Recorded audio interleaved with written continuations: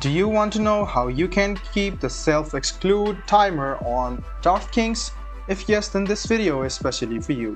Hello and welcome to TechTube. It's your host back again with yet another interesting tutorial video. In this video, I'm going to teach you how you can keep self-exclude timers on Draftkings. Go ahead and open any type of browser and go to draftkings.co.uk and log into your account. Then hover around your profile and click on account information, and it will take you to this page over here once you have written down your login credentials. Click on responsible gaming and it will open Responsible Gaming Center. As you can see, scroll a bit down and you can see the limits over here, and you can see under the break self-exclusion is over here, so go ahead and click on it.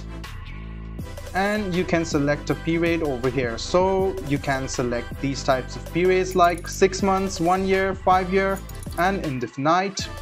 So you can select it and click self-exclusion. At the end of the period chosen by the customer, self-execution remains in place for a minimum of 7 years unless the customer takes positive action to gamble again.